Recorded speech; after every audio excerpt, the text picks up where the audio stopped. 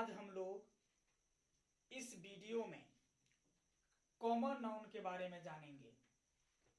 जैसा कि आप लोगों को पिछले वीडियो में प्रॉपर नाउन के बारे में बताया गया था, प्रॉपर नाउन क्या होता है, उसके बाद बताया गया था एक्सप्लेनेशन ऑफ प्रॉपर नाउन, उसके बाद बताया गया था types of proper noun.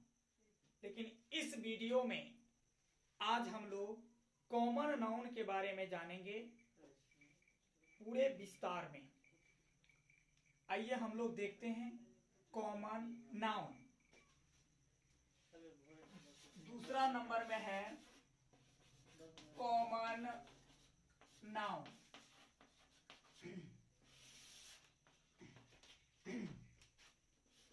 Common noun आप जानते हैं कि कॉमन का मतलब क्या होता है।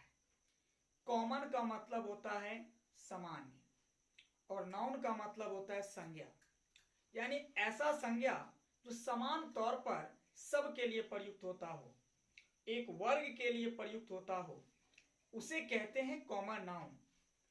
यानी कॉमन नाउन जातिवाचक संज्ञा, यानी ऐसा संज्ञा जो एक जाति को बताता हो, एक जाति को बताता हो, एक वर्ग को बताता हो, उसे कॉमन नाउन कहा जाता है। यदि आपको कोई कहता है कि क्या आपने कभी दूध पिया है, तो आप कहोगे यस, हाँ पिए हैं। तो पूछेगा किसका दूध पिए हैं, तो आप बताओगे कि गाय का। तो अब आपसे पूछेगा कि दूध कैसा होता है, तो आप कहते हैं कि दूध मीठा होता है। तो बताइए, एक गाय का दूध मीठा होता है या गाय जाति का? तो जितने भी गाय हैं, सभी गाय का जो दूध है वो मीठा है। तो गाय कहने से पूरे जाति का बोध होता है, तो ये जातिवाचक संज्ञा है। जैसे कहते हैं कि मैं रास्ते में जा रहा था तो एक कुत्ता भौंक रहा था। तो एक कुत्ता भौंक रहा था, लेकिन एक ही कुत्ता भौंकता है क्या? नहीं, कुत्ता जातीय भूखता है, यानी कुत्ता कहने से पूरा जाति का बोध होता है। यानी ऐसा नाउन, ऐसा संज्ञा जिससे पूरे जाति भर का बोध होता हो, यानी जो पूरे जाति भर को बताता हो, उसे जातिवाचक संज्ञा कहा जाता है। यानी the name which is given to the whole class of the same caste is called common noun। यानी जिस नाम से पूरे जाति भर का बोध होता हो, उसे जातिवाचक संज्ञा कहा जाता है। आइए देखते हैं बोल। The name which is given to the whole class of the same caste is called common noun। देखिए, the name which is given to the whole class of the same caste is called common noun। जिस नाम से पूरे जाति भर का बोध होता हो, उसे जातिवाचक संज्ञा कहा जाता है। फिर से समझिए, जिस नाम से जाति भर का बोध होता हो, उसे जातिवाचक संज्ञा कहा जाता है। एग्जाम्पल, बॉय, गर्ल, काउ,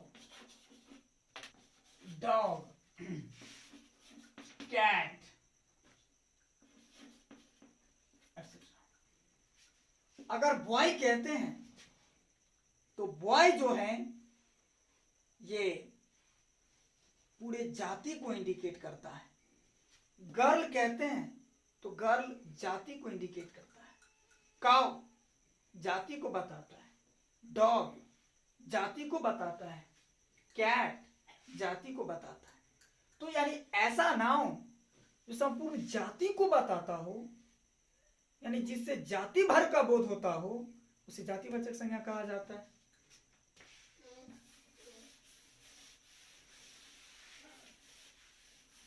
आइए अब हम लोग देखते हैं explanations of common noun.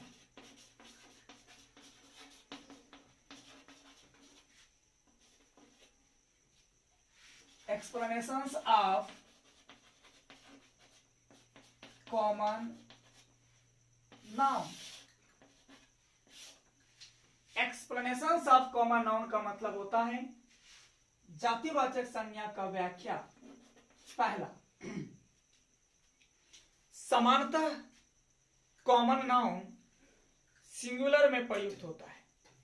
समानतः common noun का प्रयोग सिंगुलर में होता है एवं इसके साथ सिंगुलर वर्ब आता है तथा इसके लिए सिंगुलर प्रोनाउन प्रयुक्त होता है। समानतः कॉमन नाउन का प्रयोग सिंगुलर में होता है एवं इसके साथ सिंगुलर वर्ब आता है तथा इसके लिए सिंगुलर प्रोनाउन प्रयुक्त होता है। आगे, यदि कॉमन नाउन सिंगुलर में हो, यदि कॉमन नाउन सिंगुलर में हो तब उसके पहले आर्टिकल ए या एन का प्रयोग होता है। जब कॉमन नाउन सिंगुलर में हो तब उसके पहले आर्टिकल ए एन का प्रयोग होता है और जब निश्चितता का बोध होता हो तब उसके पहले दो भी लगता है।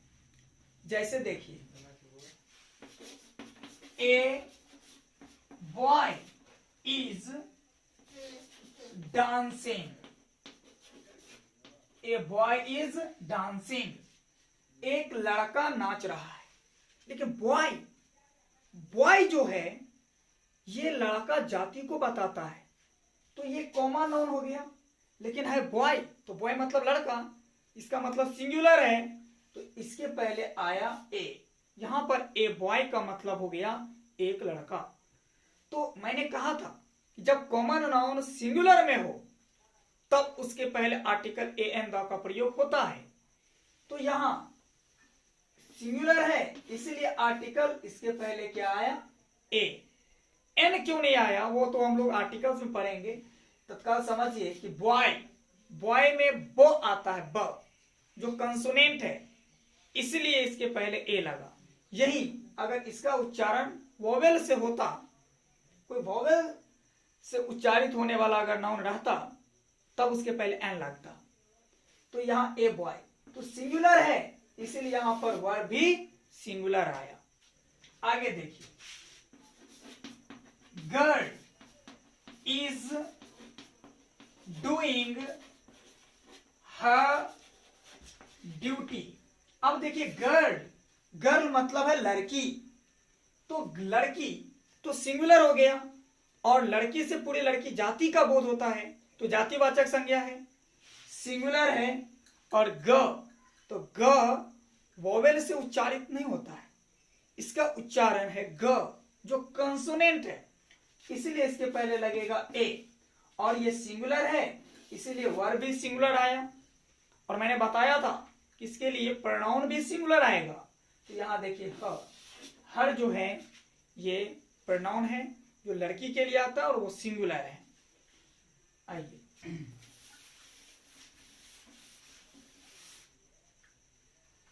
एक्सप्लेनेशन नंबर 2, कॉमन नाउन का प्लूरल सेंस के अनुसार उसके अंत में एस या ईएस लगाकर बनता है। लेकिन जब कॉमन नाउन प्लूरल हो जाता है तब उसके साथ प्लूरल वर्ब आता है तथा इसके लिए प्लूरल प्रोनाउन प्रयुक्त होता है। जब कॉमन नाउन प्लूरल हो जाता है तब इसके साथ प्लूरल वर्ब आता है तथा इसके लिए प्लूरल प्रोनाउन प्रयुक्त होता है। लेकिन जब कॉमन नाउन प्लूरल में हो, जब कॉमन नाउन प्लूरल में हो तब उसके पहले एन का प्रयोग कभी नहीं होता है।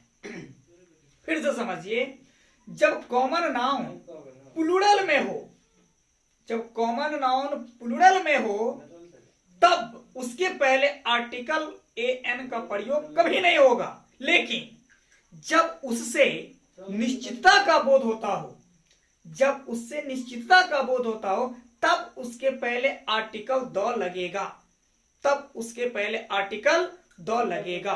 फिर से समझिए, जब कॉमन नाउन प्लूरल में हो तब उसके पहले आर्टिकल एन का प्रयोग कभी नहीं होगा। लेकिन जब उस प्लूरल कॉमन नाउन से निश्चितता का बोध होता हो तब उसके पहले आर्टिकल द लगेगा। जैसे देखिए, boys are courageous,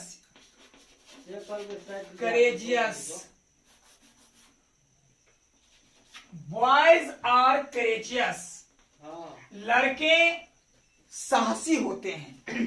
boys are courageous, तो बॉयज आर करेजियस, लड़के साहसी होते हैं, लड़के साहसी होते हैं। तो यहां प्लूरल हो गया, बॉय मतलब लड़का और एस, मैंने बताया था कि कॉमन नाउन के अंत में सेंस के अनुसार एस या ईएस लगाकर प्लूरल बनता है। लेकिन जब कॉमन नाउन प्लूरल बन जाता है तब उसके साथ प्लूरल वर्ब आता है तथा इसके लिए प्लूरल प्रोनाउन प्रयुक्त होता है। लेकिन जब कॉमन नाउन प्लूरल में हो तब उसके पहले आर्टिकल एन का प्रयोग कभी नहीं होता है, आर्टिकल्स एन का प्रयोग कभी नहीं होता है। परंतु जब उससे निश्चितता का बोध होता हो तब उसके पहले द लगेगा। तो यहाँ बॉय, बॉय मतलब लड़का, एस लग गया तो बॉयज, बॉयज मतलब लड़के, तो लड़के मतलब बहुत सारे लड़के, यानी ये प्लूरल हो गया। तो इसके साथ वर्ब भी क्या आया, प्लूरल। लेकिन इसके पहले ए या एन कभी नहीं लगेगा क्योंकि ये प्लूरल है और ए एन से एक का बोध होता है। आइए देखते हैं, girls of my class are very brave. अब देखिए, girls of my class are very brave, मेरे वर्ग की लड़कियां, मेरे वर्ग की लड़कियां बहुत बहादुर हैं। अब लड़की, गर्ल मतलब लड़की, गर्ल्स, गर्ल्स मतलब लड़कियां, तो लड़कियां बहुत सारे लड़कियां हो गया, प्लूरल हो गया। क्या इसके पहले एन लगेगा? नहीं लगेगा क्योंकि प्लूरल है। तो क्या इसके पहले आर्टिकल द लगेगा? यस, द लगेगा। मैंने कहा था कि जब कॉमन नाउन प्लूरल में हो और उससे निश्चितता का बोध होता हो, जब उससे निश्चितता का बोध होगा तब उसके पहले आर्टिकल द का प्रयोग होगा। अब देखिए कि गर्ल्स ऑफ माई क्लास, तो गर्ल्स ऑफ माई क्लास का मतलब मेरे वर्ग की लड़कियां। आ वेरी ब्रेव, आ वेरी ब्रेव, मेरे वर्ग की लड़कियां बहुत बहादुर है। यानी किन लड़कियों की चर्चा हो रही है? यानी उन्हीं लड़कियों की चर्चा हो रही है जो मेरे वर्ग की है, मेरे क्लास की है। तो निश्चित हो गया ना कि मेरे क्लास की लड़कियां, इसलिए इसके पहले द लगेगा। मुझे विश्वास है कि ये जरूर आप लोगों को समझ में आ गया होगा। अब देखिए तीसरा,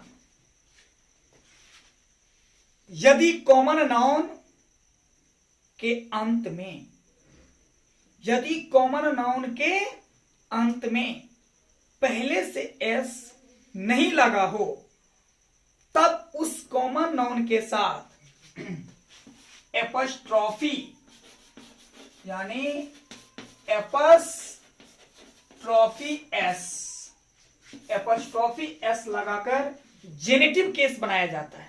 जेनेटिव केस का मतलब, जेनेटिव केस का मतलब होता है संबंध कारक। एपस्ट्रॉफी एस का मतलब होता है का, के, की। तो जिस कॉमन नाउन के अंत में पहले से एस नहीं लगा हो उसके साथ समानतः एपॉस्ट्रोफी एस लगाकर जेनेटिव केस बनाया जाता है। जैसे देखिए, ए बॉय चेयर, एक लड़का का कुर्सी, ये एपॉस्ट्रोफी। अब बॉय में तो पहले से इसने लगा हुआ था इसीलिए एपॉस्ट्रोफी एस लग गया, तो एक लड़का का कुर्सी। लेकिन यदि कॉमन नाउन के अंत में पहले से एस लगा हो तब उसके साथ सिर्फ एपॉस्ट्रोफी लगाकर जेनेटिव केस बनाया जाता है। जैसे देखिए, बॉयज